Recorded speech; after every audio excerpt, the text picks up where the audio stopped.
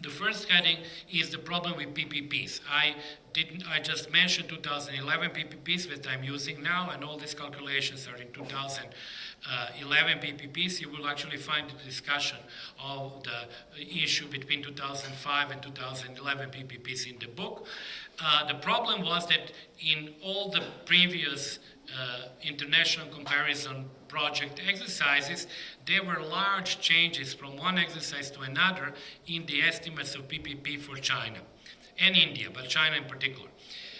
What does it mean? If PPP comes out as it did in 2005 for China to be very high, meaning that the price level in China was estimated to be very high, then all incomes in China are reduced by that proportion.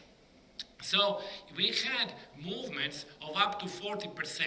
So you essentially you get the new numbers and you have to reduce all incomes in China by 40%. That has huge implications both for overall level of inequality in the world and also for poverty, obviously. 2011 numbers are generally considered to be much better.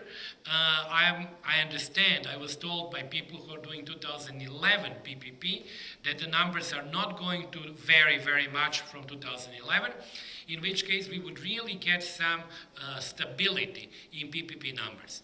I don't want to go into great details on that. On PPP, it has been written enormously, but absolutely crucial requirement for all our work on global inequality and global poverty is some stability in PPP numbers, which means some stability in our estimates of price levels of different countries. I know that it sounds kind of strange. Why wouldn't we be able to estimate them correctly? And we have, like almost 1,000 goods for some countries that are actually put in the basket. But we still end up with results that are sometimes very unintuitive. It was argued for China that the prices were actually taken mostly in the semi-urban areas. So clearly, if you take a price of milk in Mexico City in a rich area, and then you go outside of Mexico City in a peri-urban area, and then you go to a smaller city or less developed city, and then you go to Chiapas, you would get different prices. So really part of the issue is where do we, although there are some rules, but really the question is actually where do you measure the price? The second problem, which is also a big problem, is that we have a rising discrepancy between the numbers that we get from national accounts and the numbers from income from household surveys. And that has been noticed for a while. India is the prime example, where actually GDP numbers and consumption numbers have risen much more than numbers from household surveys. And one possible explanation for that, and that's something that I believe many people are working now, is the inadequate coverage of the top 1%. That inadequate coverage of the top 1% may not be only the top 1%, might actually be a little bit wider, maybe even 2 or 5%. And these are people who tend to refuse to participate in surveys, who underestimate their income, and who especially underestimate their income from capital. So that's where fiscal data used by Piketty and Paris School of Economics, Facundo Alvaredo, and others are better because they are capturing the top 1% better than what we are capturing in household surveys. I don't want to go into too many details, but I just want to mention that the two things are not totally comparable. They are not comparable because fiscal data are pre-tax data. Our data are post-tax, after-tax data. They are also not comparable because our data, the household survey data, are household per capita data. Their numbers are fiscal units because fiscal unit could be a household, could be individual. That varies from country to country. The third thing which is not comparable is that the definition of their income is a definition which is basically country definition of what is fiscal income this year. If Mexican government decides tomorrow to change this definition of what is subject to taxation, let's suppose they decide not to at all tax income from capital. So nobody has to report that. That income is not going to be found on fiscal forms. If it's not found on fiscal forms, it would not be measured by fiscal data. So we have, they have rather, because I don't work with fiscal data, but the fiscal data have this problem that the definition of income is not even theoretically the same year after year. So depending on how significant are the changes in fiscal definition, then you might have significant changes in your estimated inequality. In principle, household surveys don't have that problem, but they have others. But they don't have that problem because we actually have the same or economic definition of income throughout the period for all the years. But as I said before, there are other problems like measuring imputed value from housing, own consumption, self-employment income.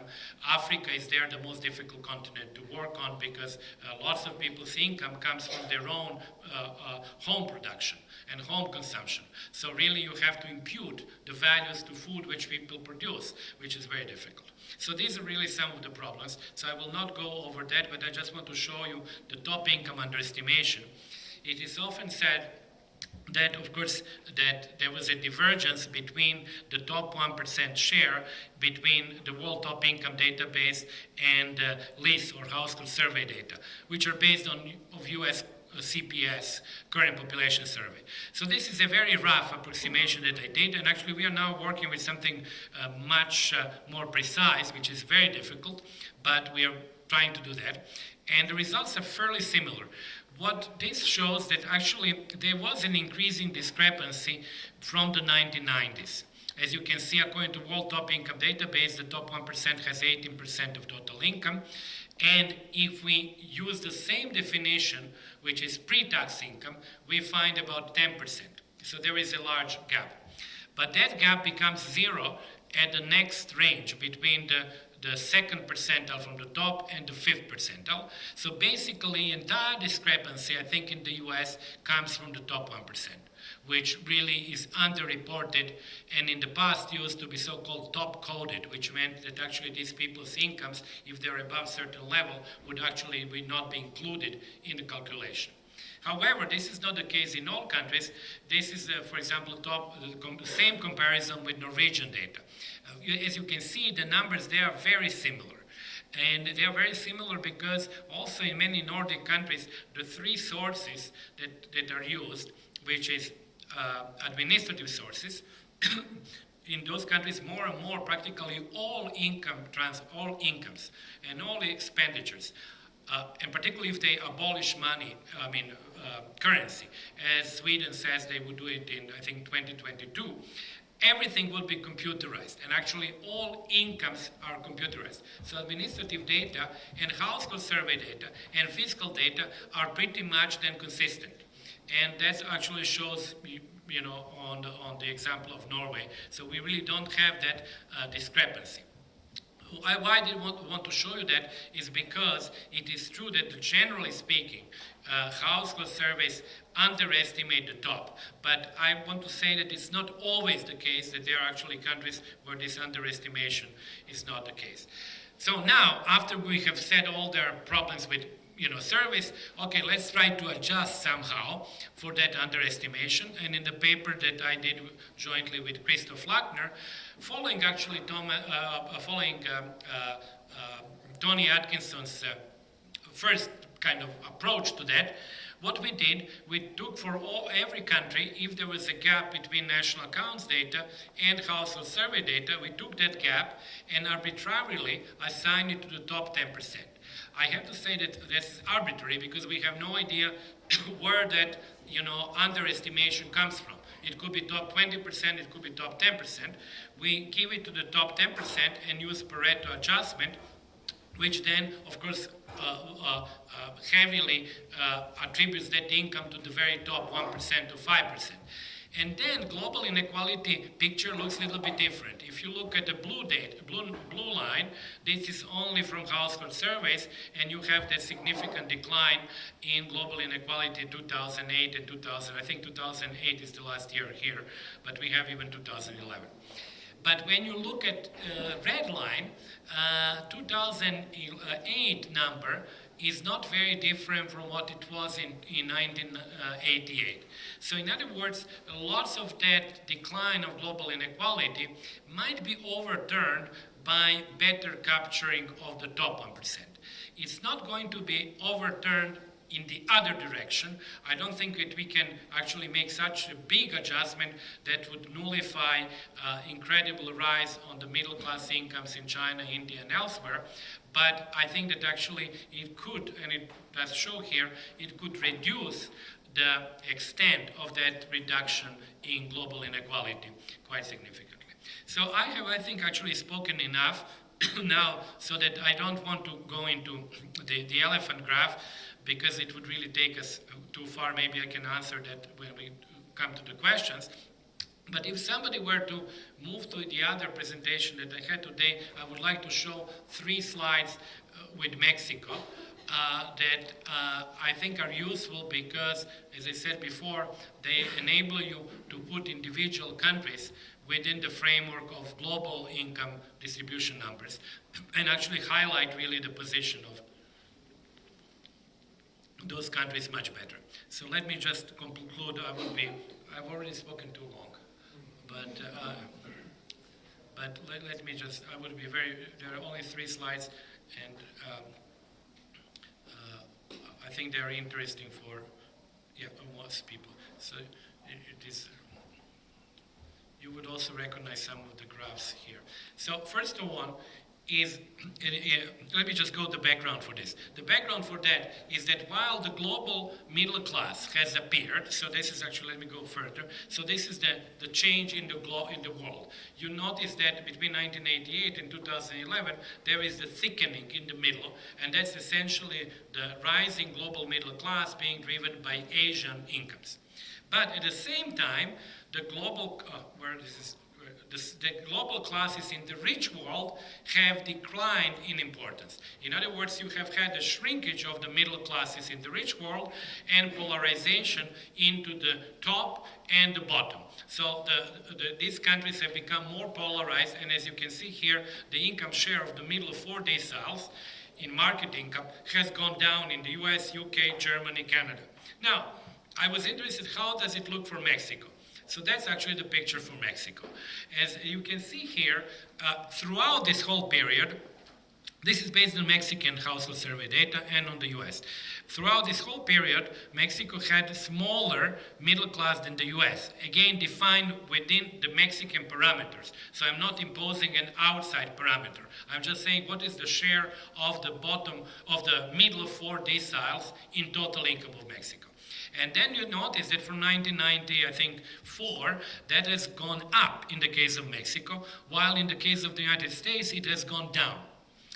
And then you see the change in Mexico as the result of the financial crisis and kind of stability at the low level, I mean, compared to what it was in the US. So in other words, we don't have the movement of the share of the middle class in Mexico, which parallels the movement in the share of the middle class in the rich countries, except in the period, well, of course, in the period up to 1994, and then in the period after the financial crisis. The second thing for Mexico that I would like to show you is this graph, which you have already seen, so I don't need to repeat that one, but I want to show you this graph when you put Mexico in. And there, as I said before, I could have as easily put Brazil or Mexico as that sort of a pivot country, which basically mimics the world. Mexico here, it looks very much like Brazil, as you notice, significant middle class, top 1% part of the global top 1%, but also bottom 1% part of the global bottom 1%.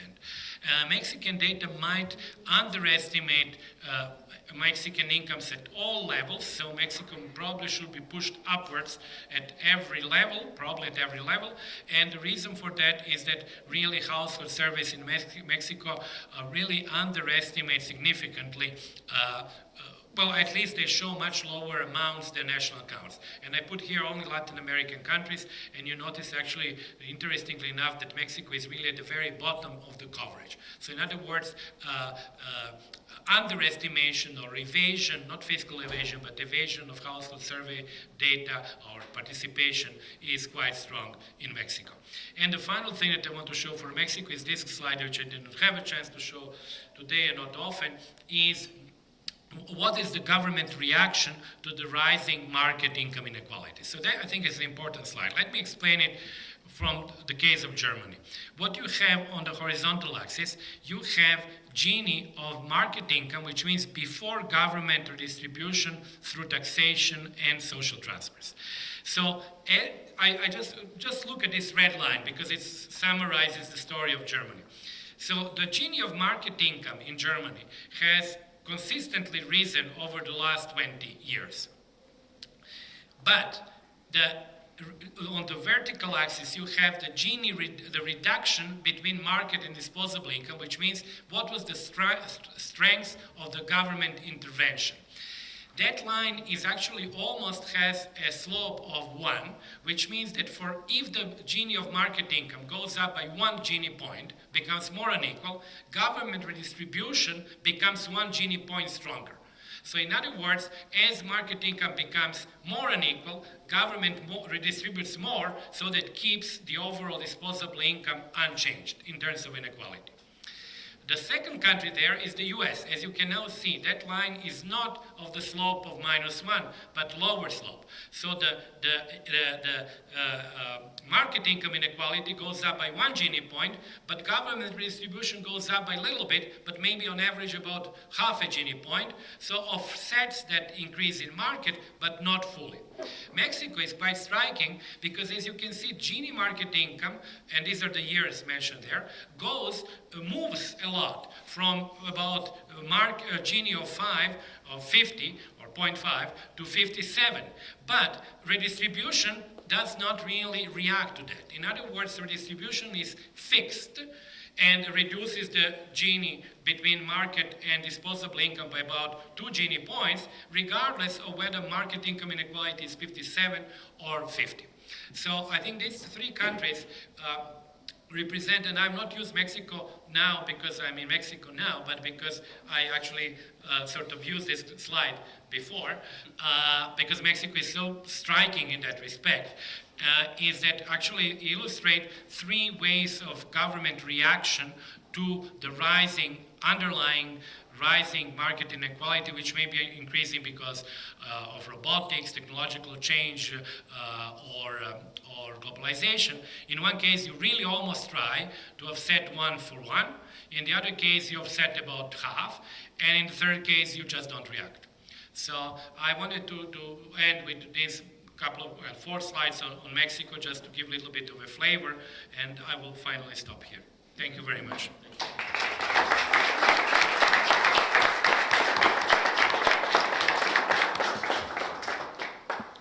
Bueno, le agradecemos enormemente.